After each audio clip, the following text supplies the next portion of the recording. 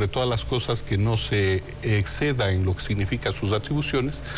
Nosotros esperemos que para bien del país la Corte Constitucional pues atienda las demandas que se ha planteado, especialmente por parte del Movimiento Popular Democrático, que ha expresado con claridad que el método de Hong es inconstitucional. ¿Por qué dice usted que esperemos que el presidente de la República no se robe funciones y respete la Constitución? Porque permanentemente está dando muestras de que está abusando de sus facultades constitucionales como presidente de la República.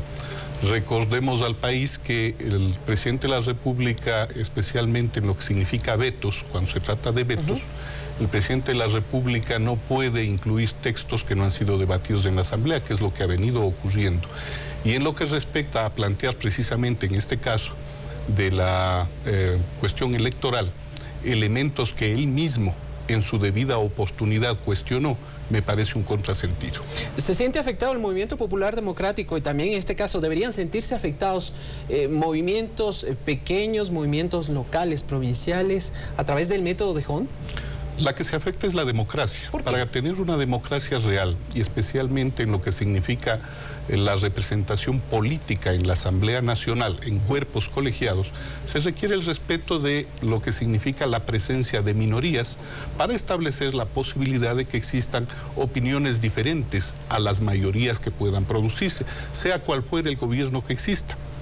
En tal virtud, el método de Hong no garantiza precisamente una representación equitativa, equilibrada, en función de la diversidad de pensamiento del pueblo ecuatoriano. Dialogamos con el asambleísta Francisco Ulloa acerca de la gestión legislativa. Usted mencionaba el tema de los vetos.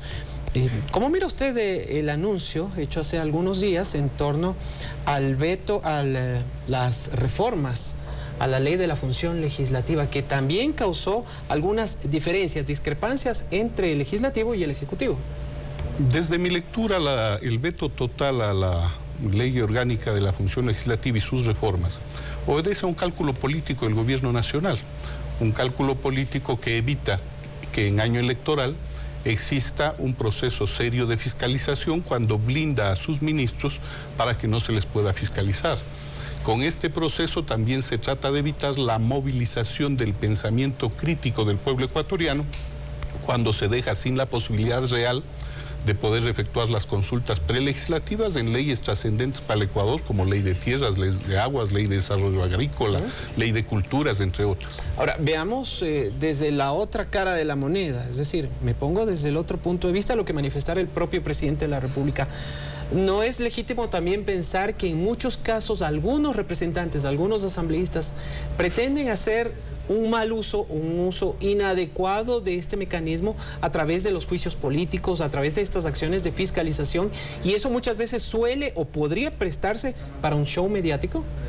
Mire, las muletillas políticas de la vieja partidocracia, de la derecha política que ha gobernado por años el Ecuador, hoy se ve replicado y muchas veces se ve multiplicado por el gobierno de Rafael Correa, cuando establece una serie de opiniones que van en función simple y llanamente de salvaguardar su gobierno, creyendo que con el blindaje a sus ministros, el pueblo ecuatoriano no va a poder discernir lo que está bien, lo que está mal, y es precisamente qué mejor oportunidad que en el Pleno de la Asamblea Nacional pudieran los ministros que eventualmente fueren llamados al Pleno de la Asamblea Nacional para que expliquen sus actuaciones, pudieran efectivamente ante el pueblo ecuatoriano y ante los 124 legisladores explicar sus funciones, y si no tienen nada que ocultar, pues efectivamente tendrán la mejor palestra más bien ellos para demostrar que están actuando bien. ¿Y no es eso lo mismo que cuando se cita a un ministro, por ejemplo,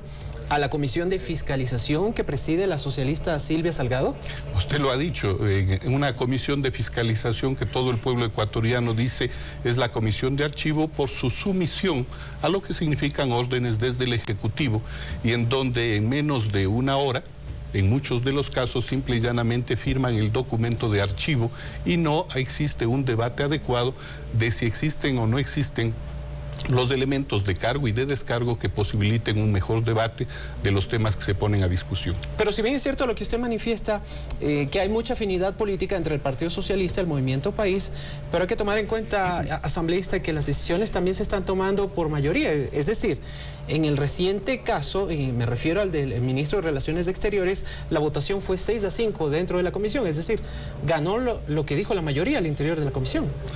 Una comisión, y no es el caso único de la comisión de fiscalización, sino de la mayoría de comisiones, excepto una, existen una conformación de 11 legisladores y siempre existirá 6 afines al gobierno que garantizarán que la línea de pensamiento del gobierno nacional se vea reflejado precisamente en los resultados de ese 6-5 que usted menciona.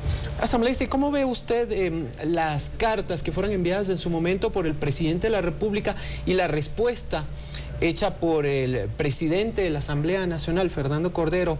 Para muchos una respuesta bastante tibia. ¿Por qué? Yo diría que no únicamente tibia, sino que demuestra que efectivamente desde que inició la Asamblea Nacional, lastimosamente el primer poder del Estado quedó subordinado al Ejecutivo y a las decisiones del Ejecutivo y de la ministra o ministro, coordinador de la política. En función de ello, lastimosamente, es demasiado tarde una reacción por parte del presidente de la Asamblea y con una casta no solo tibia, simple y llanamente está avalando el hecho de que el presidente de la República diga cualquier cosa o digan muchas veces verdades a medias, porque lo adecuado hubiese sido que el presidente de la República diga: pido que los asambleístas de Alianza País dejen de viajar excesivamente, porque son ellos los que viajan. Pido que efectivamente no esté ocurriendo lo que está ocurriendo en la Asamblea y pueda existir un debate a fondo de los temas y no simplemente las órdenes que vienen desde Carondelet. En definitiva, una carta que dice que no deben existir exhortos cuando la mayoría de exhortos han provenido precisamente de la bancada de gobierno. Ahora bien, hablemos acerca del CAL y lo que viene desarrollando en los últimos días. A propósito de lo que hablábamos hace un instante, asambleísta, este veto total a las reformas a la ley de la función legislativa. ¿En qué va a quedar el tema de la consulta prelegislativa? Considerando también el hecho de que esto es un tema clave para lo que va a ser el debate de proyectos de ley de tierras y de cultura, por ejemplo. Sí, efectivamente el veto impide la realización de la consulta prelegislativa. A nuestro modo de ver no es el mecanismo más idóneo, pero vamos a tener que utilizarlo, que es la sentencia de la Corte Constitucional respecto a un tema minero, que viabilizaría la posibilidad no de elaborar un reglamento, porque los reglamentos se elaboran cuando existe una ley. Un reglamento norma leyes, no existe ley, existe una sentencia.